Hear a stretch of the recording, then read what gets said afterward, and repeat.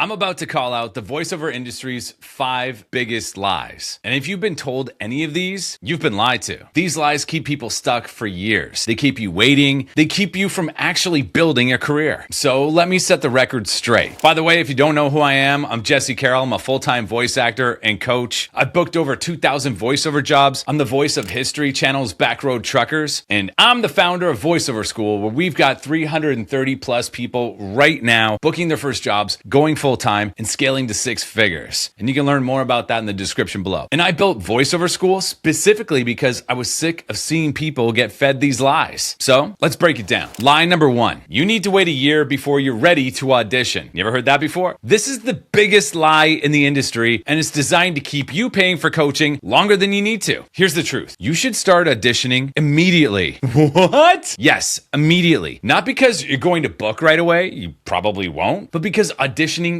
is the training. Every audition teaches you something. Every script you read makes you better. Every piece of feedback you get moves you forward. When I started voiceover, I had 0 training. I just started auditioning. It took me 250 auditions to book my first job, but by audition 250, I was way better than I was at audition 1. And here's the thing. If I had waited a year to start auditioning, I would have wasted a year. So here's the truth. Get basic training, get your gear set up, and start auditioning immediately. You'll learn faster by doing than waiting. This is why in VoiceOver School, we get people auditioning in week 1, because that's where the real learning happens. There's nothing that I can teach you that's gonna move you forward faster than booking a job and working with clients. The experience is worth its weight in gold, so get after it. Lie number 2, you need a $2,500 professional demo before you can start working. This one drives me crazy because it's not true. Here's the reality. You should not get a professional demo until you're consistently delivering professional reads, pro-level reads. If you get a demo too early, it's gonna sound amateur, and you're gonna have to redo it in 6 months, because the learning curve in voiceover is like this, right? It's really steep, and then it kind of levels off a bit, and then you make incremental improvements. But if you spend $2,500 on a demo, or worse, go to a demo mill where you pay even more, and you get a weekend workshop, and then you get like a shitty demo after that, you're gonna have to redo that when you get actual skills. So what I like to say, you'll know when you're ready for a professional demo when you've made enough money in voiceover to pay for it. What should you do instead? Make DIY demos. Do not listen to the people who say to not do that. The purpose of those is to practice, to get better, to understand what it sounds like when you put your voice to music, to get exposed to a lot of different copy, but you're also triggering the algorithm on pay-to-play platforms, and you're going to keyword them in such a way that people are going to find you. There's a whole lot of reasons. I'm not going to make a whole video about why you make DIY demos. Just know that you should. And anybody that tells you that you shouldn't clearly doesn't understand the basic premise of SEO or how pay-to-play platforms work. And here's the thing nobody's going to tell you. Clients don't care if your demo was professionally produced. They care if it sounds good and if it represents what you can actually do. That's it. I've seen people book straight offers off of DIY demos. I've done it myself. You know what I use professional demos for? I use them to give to my agent, to sell to me to other people. Or if I don't have an agent, I use them to get a new agent. That's when you want your shiny, professionally produced demo. If you get a really good one, you put it on pay to play, you can get straight offers from it as well. But again, no demo producer on the planet is magical. If you don't have the skills and you suck, and we all suck when we started, I suck too, then you're not going to get a good demo. The production value will sound great, but your reads will be shitty. This is why in VoiceOver School, we teach you how to make 50 DIY demos that actually work, because that's how you get better, by doing it. Lie number 3, pay-to-plays are oversaturated and don't work anymore. This one's my favorite lie, because across pay-to-play, I've made over $1 million.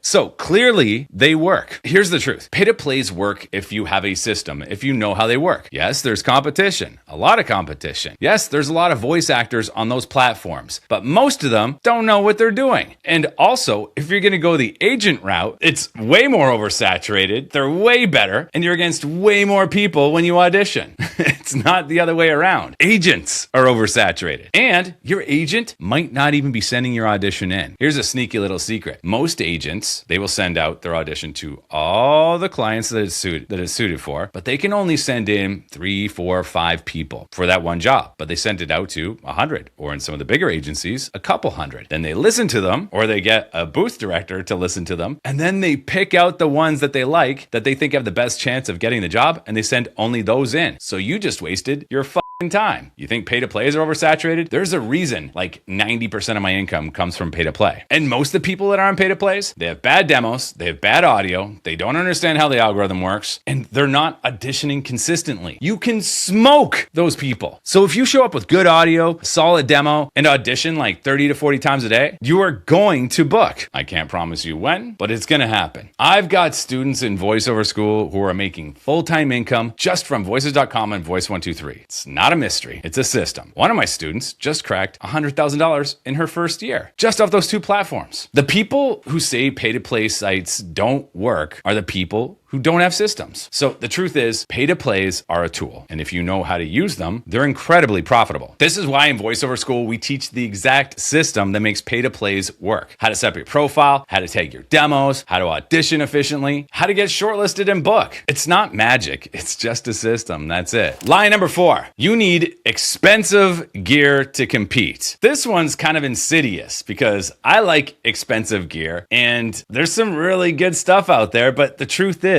a Rode NT1 in a treated space is enough. That's it. That's all you need. I have had students beat me out for jobs in a blanket fort with a Rode NT1. You don't need a Neumann U87. You don't need a $10,000 studio. How do I know this? Because I had one that was $15,000, and honestly, I preferred the sound of my walk-in closet better. I've booked national commercials from a closet with a Rode NT1 when I first started. Now I have a Sennheiser 416, and I have an office room decked out with Studio Bricks foam, which is quite good. That's how I got around spending another $12,000 on a Studio Bricks. Still kind of expensive for the foam, but it sounds great for a quarter of the price. Now, also, my students are booking jobs with the same setup. A walk-in closet, with the Rode NT1 and a Focusrite Scarlett. Nothing fancy. The truth is, your performance matters way more than your gear. And I have to constantly remind myself that because I'm always thinking of how I can get a leg up. I almost bought a Manly reference recently until ChatGPT talked me off a cliff. It's my best friend now.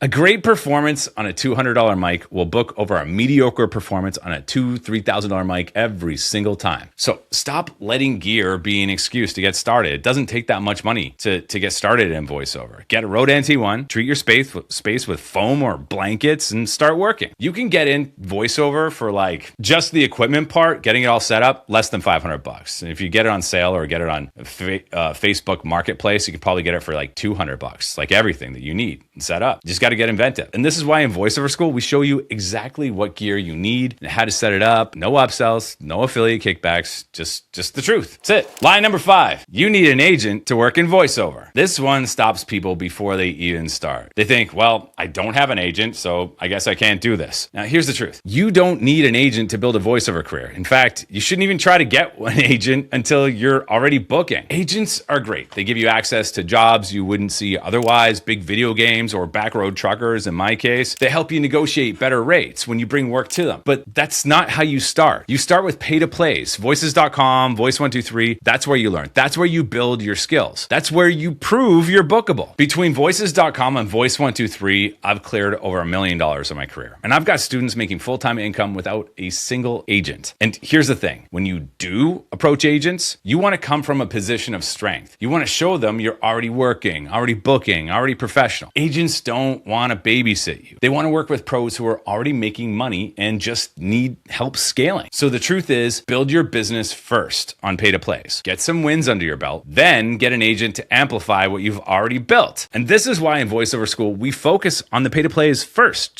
That's it, just first. That's where you learn the business. That's where you build your foundation. Agents come later. Marketing comes later, when you're ready. And by the way, the best form of marketing is auditioning. You know how many times I've booked a job off an audition that I did for something else? Then they just straight offered me something else. They're like, ooh, client went with somebody else for that, but we've got a direct one for you right now, Jesse. And your voice is perfect for it. Here you go. Perfect. Every audition is marketing. All right, so those are the 5 biggest lies. And here's why these lies are so dangerous. They keep you stuck. They keep you waiting. They keep you from actually building a career. This is exactly why I built VoiceOver School differently. We don't gatekeep. We don't make you wait. We give you the real system from day one. You start Start auditioning immediately with training and community support so you're not doing it blind. You make DIY demos while you train, 50 of them, so you can get on pay-to-plays and start booking. You learn how to make voices.com and Voice123 actually work, the exact system that I use to make money on these platforms. You get the exact gear you need, not what some coach is getting a kickback on. That's just the truth. And you compress years into months with systems, live coaching, and a community of over 300 people who are all doing the same damn thing that you are. So if you're tired of the lies and want the truth, the link is below. Let's build this thing together. All right, that's it. Hit subscribe if you got value from this. Send it from someone who might get some value from this. And remember, don't believe the lies. Build the career. See you in the next one.